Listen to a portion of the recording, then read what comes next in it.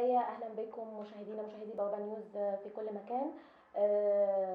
الآن وفي خضم الأحداث وتصاعد الأحداث بين روسيا وأوكرانيا والعملية الروسية التي تجري في أوكرانيا منذ فجر الجمعة، كان لنا لقاء وحوار نشر أمس على موقع بابا نيوز مع السفير الروسي بالقاهرة، ولكن اليوم نحن نلتقي به في السفارة الروسية بالقاهرة. نرحب بسيادته مستر جورجيو بورسينكو في السفارة الروسية بالقاهرة. Welcome Mr. Giorgio Bursinko on Baba News TV.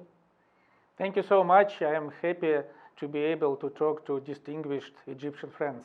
شكرا جدا. أنا سعيد إن أنا أكون قادر إن أنا أتكلم مع أصدقائي المصريين المعتبرين. يعني في البداية وبعد الحديث المطول أمس عن الأزمة الأوكرانية والعملية الروسية في أوكرانيا، لدينا أسئلة كثيرة. أولها يعني ماذا بعد محاولات أمريكا عزل روسيا عبر فرض عقوبات بتتضمن عدم دخول أمريكا، يعني أن الروس لا يسمح لهم دخول أمريكا بما فيهم المسؤولين. I'm sure nothing bad will happen to Russia. Russia is living under Western sanctions more than 100 years. During the last 10 years, the United States imposed new sanctions on Russia more than 100 times. So Russia got used to live under sanctions, and actually sanctions help us to develop our own industry. And making sanctions against some Russian officials shows that people in the West just do not understand the current situation in Russia. Western countries say that they are going to freeze bank accounts of Russian officials, but according to the Russian law, it's prohibited for state officials to have bank accounts in foreign banks. It's just a funny situation. They don't understand Russia at all. طيب، يعني سيادتك تتكلم عن تجميد الحسابات والبنوك، فكان سؤالي التالي، يعني ماذا لو تمدت أمريكا وحلف الناتو في العقوبات لتصل إلى السويفت، نظام السويفت المالي الذي تحدثت عنه؟ هل هذا سيضر روسيا؟ هل هذا سيؤثر على الاقتصاد الروسي؟ شاهدنا الرئيس جو بايدن في خطابه وهو يتحدث عن أن روسيا لن تشعر بهذه العقوبات إلا بعد 30 يوم، ومسؤولون أمريكيون آخرون يقولون أن كييف ستسقط بعد 96 ساعة، فيعني هذا أمر مثير للتساؤل. Nothing catastrophic will happen if Russia even will be switched off the SWIFT. Sure, there will be some problems for Russian banks and for Russian companies, but Russia has its own system of transmission of banking information, so it will function without problems. But for the West, it will mean that if we are switched off the SWIFT and Western Europe is not able to pay for the Russian gas, there won't be Russian gas for Europe. So it will be a difficult situation for Russia, but European countries will pay very heavy price. Plus, many American workers will lose their jobs, those who are working for export to Russia. Actually, what we see now is that the United States is provoking a world economic crisis. يعني أنت تحدثت سيادة السفير عن الأزمة الاقتصادية، ولكن أنت تقول أن هذا لن يؤثر على روسيا لأن لديها حساباتها البنكية، وأن هذا سيؤثر على العمال الأمريكيين، وهذا سيؤثر على تصدير الغاز أو إرسال الغاز لدول أوروبا الشرقية، وأنهم سيحرمون من الطاقة والغاز، ولكن أيضا سيتأثر الاقتصاد الروسي وعملية التصدير والاستيراد الروسية. Sure, it will be affected, but I say that affected will be all economies of the world. Yes, and especially European countries will suffer very much, because if they do not have Russian gas, it means there is no heating for their homes, there is no gas for their industry. Russia is ready to continue the delivery of gas to Europe. We do this with pleasure, but if it will not be paid, it will not be delivered. Very simple. يعني الرئيس بوتين تحدث عن أن إذا انضمت السويد إلى حلف الناتو هذا سيجعل موسكو تتحرك. ماذا يعني هذا، ولماذا تظهر هذه الأزمة خاصة الآن؟ We say that NATO is an aggressive bloc, It was created in 1949 against the Soviet Union. And it is still the same now, but just against Russia. Sure, all countries have the right to choose which bloc they are going to enter. But if their decision endangers our security, Russia will undertake appropriate measures. For instance, as we are talking about Ukraine, if Ukraine is in NATO, there can be American missiles deployed there. And American ballistic missiles deployed in the northeastern part of Ukraine will need only 4 to 5 minutes to reach Moscow. Just 4 to 5 minutes and they reach Moscow. Already now Estonia is in NATO, but the Russian-Estonian border is only 130 kilometers from the major Russian city of St. Petersburg. And Estonian and NATO troops are already in Estonia. So it means that NATO is already in the suburbs, in the outskirts of St. Petersburg. It's a major threat for Russia. يعني فهمت أن كل الدول المحيطة بروسيا أو القريبة حدودها من روسيا إذا انضمت إلى حلف الناتو هذا سيعتبر تهديد قوي لدولة روسيا ويهدد أمنها القومي. Correct, that's true. هذا صحيح. السؤال الذي يطرح نفسه على كل منصات السوشيال ميديا العالمية والعربية هو هل نحن مقبلون على حرب عالمية ثالثة؟ Hopefully not. And in December, Russia sent to the United States and to NATO 2 draft agreements. We asked the United States and NATO to give us written guarantees that they will not expand NATO to the east. Plus, they should not deploy their weapons and their troops on the territory of non-NATO countries, like Ukraine right now. Plus, they should withdraw all American troops and American bases from Eastern European countries which became members of NATO after 1997. In 1997, Russia and NATO signed an agreement about relations between us. But since then, NATO expanded 5 times to the east, this is not Russia which came to NATO. This is NATO which came to Russia. So NATO is not a defensive bloc, it's offensive bloc because it's moving ahead. يعني فهمت هذا السؤال جيدا ولكن إذا تحدثنا عن أمس واجتماع مجلس الأمن. The United States and its proxies are not the whole international community. The world is much bigger. And so we hope that other regions of the world will understand our position. And we believe that it's high time to stop the domination of the world, or of the West over the whole world. يعني سيادة السفير أنت تتحدث عن موقف روسيا الصعب وعن أنها تدافع عن أمنها ولكن ماذا عن دعوات الرئيس بوتين أمس بدعواته لتولي الجيش الأوكراني زمام الأمور ألا يعد هذا انقلاب على سلطة مدنية منتخبة؟ We believe that Ukrainian people should make their own decisions. They're ruled since 8 years by nationalists and Nazis. Nazis. تم حكمهم من النازيين You mean the Ukraine? Ukraine, yes, Ukrainian people. Ukrainian nationalists committed a coup d'etat in February 2014 with active support from the Western countries. Their first move after they took power in February 2014 was to prohibit Russian language in Ukraine. This is the language which is spoken by most of Ukrainians, because Russians and Ukrainians actually are the same nation. So when some regions disagreed, like Donbass in the eastern part of Ukraine, they started to kill people there. They even burned alive more than 40 people in Odessa in May 2014, burned alive. And they bombed and shelled the cities of Donbass during 1 year, killing 200 small children and thousands of women and old men. It was real genocide. And the so-called international community, I mean Western countries, preferred not to notice this. They liked this. They liked when these nationalists, supported by the West, killed Russian people there. And not only Russian, but all Russian-speaking or Russian-thinking people.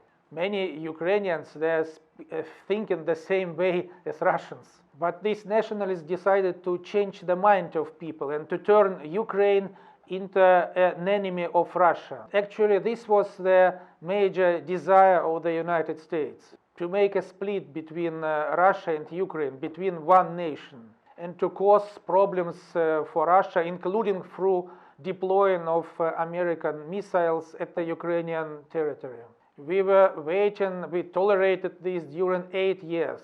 We urged Ukrainian regime in Kiev to fulfill its agreement under so-called Minsk, its obligation under Minsk agreement. And if these obligations were fulfilled, the eastern part of Ukraine could stay inside Ukraine. But Kiev regime refused to fulfill obligation itself signed 7 years ago. And Ukrainian troops continued to shell the cities of Donbass and continued to kill people there. Finally, approximately a week ago, President Zelensky said that Ukraine wanted to gain nuclear weapons. It was the red line he crossed. يعني سيادتك تحدثت عن المدينتين الواقعتين في إقليم دونباس وهم لوهانسك ودونتسك. يعني هذه المدن يعيش فيها أوكرانيون ولكن تم إعطائهم الجنسية الروسية. Yes, that's true. هذا صحيح.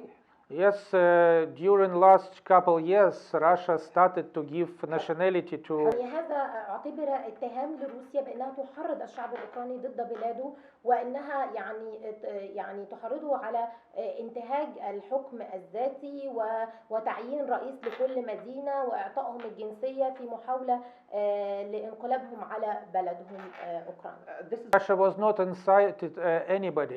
As I said, in 2014, some regions, including Donbass, disagreed with the coup d'etat, with the nationalistic coup d'etat in Kiev. It was their own sovereign decision to proclaim independence. And it was Ukrainian forces, first of all, nationalistic troops, who started to kill them. These were not Donbass, these were not Donetsk and Lugansk, which attacked Kiev. It was Kiev which attacked Donetsk and Lugansk. But still, during these 8 years, Russia tried to keep Ukraine as united state. We wanted Kiev to fulfill its obligation under Minsk agreement. This agreement was signed by the Ukrainian president. And it said that by the end of 2015, Ukraine was to change its constitution and to give special status to Donbass. So thus Donbass could stay inside Ukraine. This was to be done by the end 2015. More than 6 years passed after this deadline. Nothing was fulfilled by the Ukrainian government. But they continued to shell and bomb the people of Donbass. Especially intensively they did this during latest weeks. And they continue to do this even now, right? Yesterday 7 civilians were killed in Donbass. They were killed by ballistic missiles launched by Ukrainian troops. So Russia, as I said, tried to keep Ukraine as a united state, but it was Ukraine which did not want to take Donbass back. Kiev even established economic blockade of Donbass. It just cut Donbass of the rest of Ukraine. That is why Russia started to give Russian nationality to people of Donbass. They needed to teach the children in any universities. They needed to go to some hospitals. Taking the Russian nationality, they can do this in Russia. Kiev just cut them off the rest part of Ukraine. بالحديث عن المدنيين وقتل المدنيين العزل في دونباس وفي هاتان المدينتين. ماذا بتعليق سيادتك على قتل المدنيين بحسب تصريح وزارة الصحة الأوكرانية اليوم؟ According to the United Nations count, there are 14,000 people killed in this conflict during 8 years.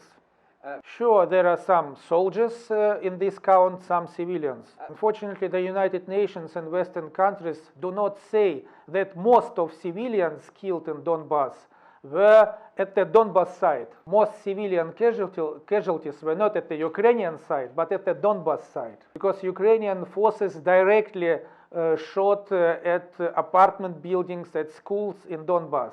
But it was okay for Western countries when it was so. هذا اعتراف من سيادتك أن هناك قتل للمدنيين، أن كلام وزارة الصحة الأوكرانية صحيح، وأن هناك ضحايا مدنيين في أوكرانيا؟ Not at all. These are lies. And we hear very many lies right now from the Ukrainian government at the moment. Okay.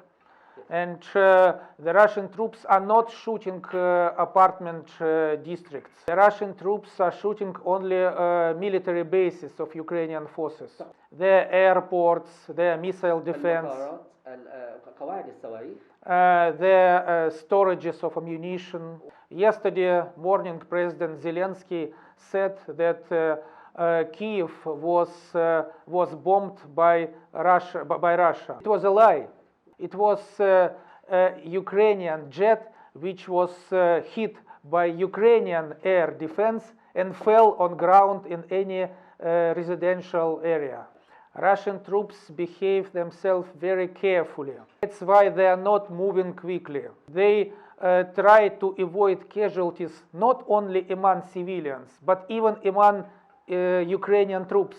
Russian troops do not want to kill anybody. So we are trying just to liberate Ukrainian people from this Nazi junta which ruled them during 8 years. Russian troops are not shooting deliberately into civilian buildings. But yesterday there were videos of Ukrainian missile launching systems staying inside apartment districts. So Ukrainian artillery was put inside of apartment districts.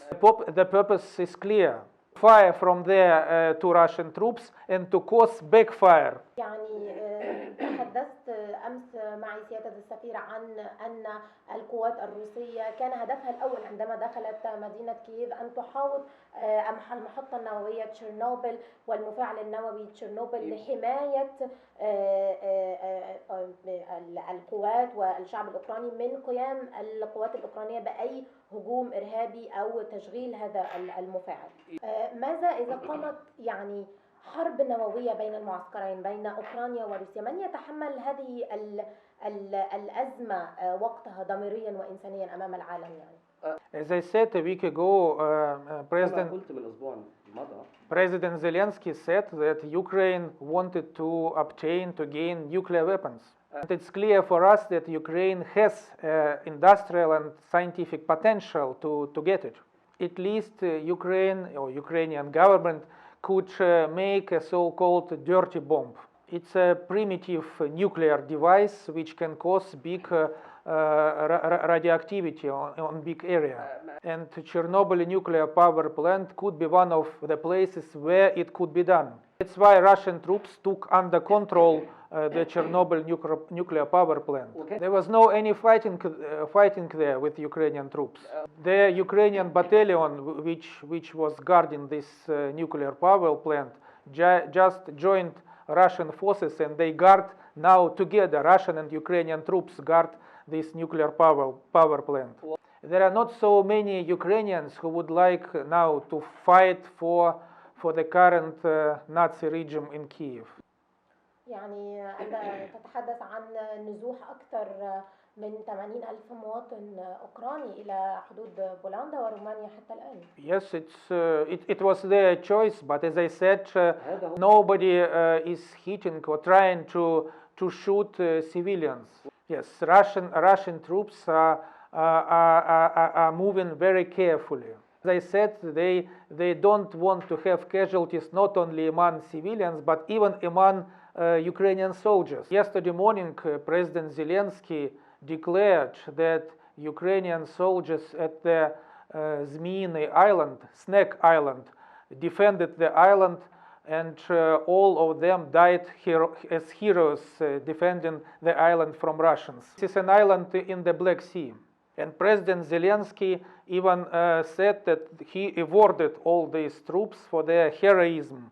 But all of these troops just surrendered to Russian troops. There was no any fighting. Today, all of them, all 82 Ukrainian soldiers, arrived at the Russian ship to Sevastopol in Crimea.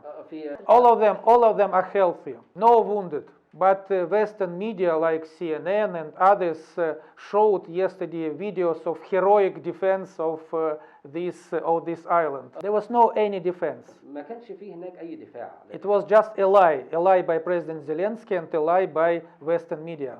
Russia does not want to kill people just because Russia wants to kill them. We try to spare. We try to avoid casualties. يعني دعني أكون محايدة.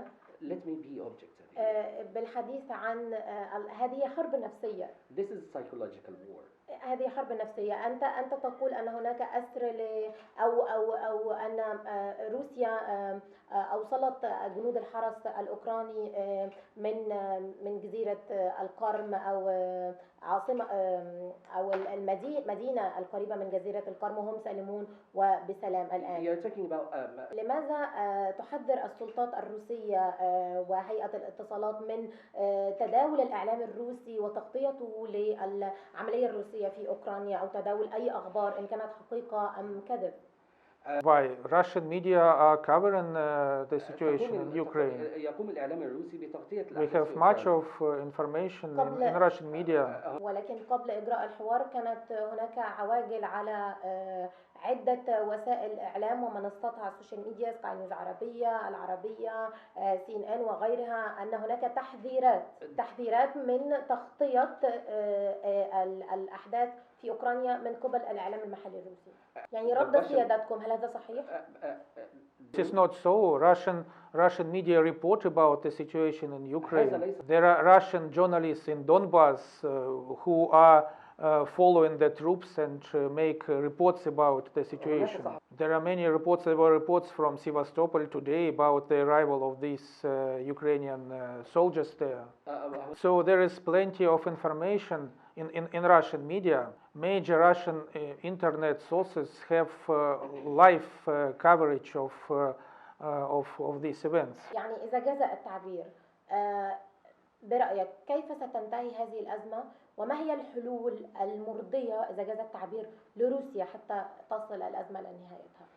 Russia wants to have demilitarization and denazification of Ukraine. So demilitarization and denazification. So there should not be Western weapons anymore in Ukraine. And Ukraine should not be ruled by Nazis, as it was during 8 last years. And plus, we are ready to talk about the neutral status of Ukraine. Ukraine should accept that it will not join NATO. Right now, Ukraine put into its constitution its desire to join NATO. So this provision should be deleted from the constitution. It should be independent sovereign state, for instance, with neutral status, in order not to make danger for Russia. يعني بالحديث عن هذه الحلول أو المطالبات من روسيا حتى تنتهي هذه الأزمة، ماذا عن باقي الدول التي ترفض روسيا انضمامها لحلف الناتو ولماذا؟ Oh yes, as I said, we asked to give us guarantees. We asked the United States and NATO to give us guarantees that NATO will not will not go to the east. Sure, because as I said, NATO is endangering Russian security. NATO is an aggressive, offensive bloc, which is trying to press Russia and to endanger Russia. So that's why we say that the expansion of NATO should be stopped. In 1999, all member countries of the OSCE, Organization of the Security and Cooperation in Europe, signed a joint declaration. It was signed by the United States and by all NATO countries. This declaration said that the security is indivisible. it said that the countries should not enhance its security at the expense of the security of other countries. Expansion of the NATO to the east means that it will happen at the expense of the Russian security. This is inappropriate for us. This obligation was signed by all NATO members in the declaration of 1999. This document called Charter of the European Security. بالحديث عن يعني روسيا والعملية العسكرية الروسية، لماذا ترفض روسيا تسمية هذه العملية بالغزو أو بالهجوم؟ لأن هذه التحذيرات قد وصلت من هيئة الاتصال في روسيا إلى جميع وسائل الإعلام العالمية والعربية. لماذا ترفض هذه الكلمة وأوكرانيا هي دولة ذات سيادة وحكم؟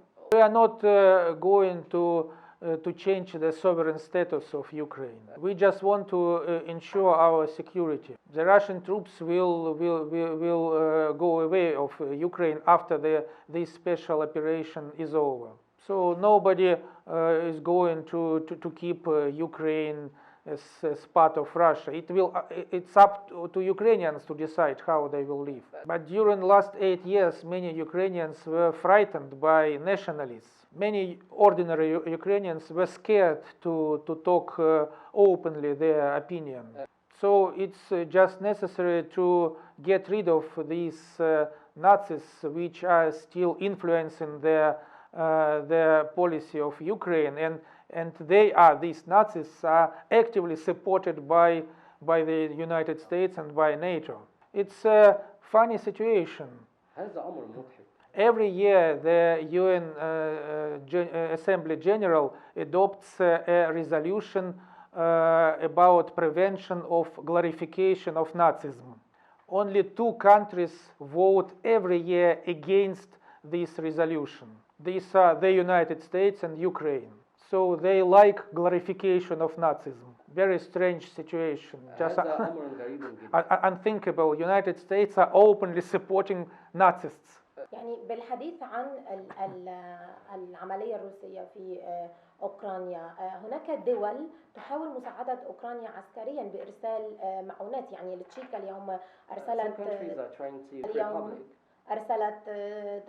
8 مليون لمساعدة أوكرانيا في إمدادها بالسلاح، وأيضا فرنسا أمدتها بالطائرات. arms to Ukraine, and France is doing the same as well. عند دول كثيرة. يعني ما تعليقك Many other countries. This is very bad. هذا أمر سيء. They just want that the hostilities continue as long as possible. By sending their weapons, they encourage the Kiev regime to fight against Russia. Russia will have to take appropriate measures.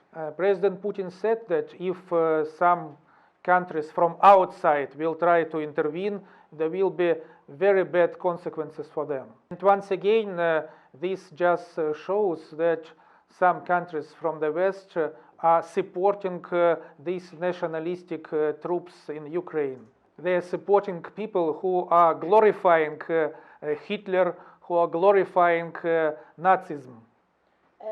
هل ستغلق القوات الروسية حدود دولة أوكرانيا لمنع وصول أي مساعدات عسكرية أو إنسانية إلى أوكرانيا لتضمن يعني أمانها؟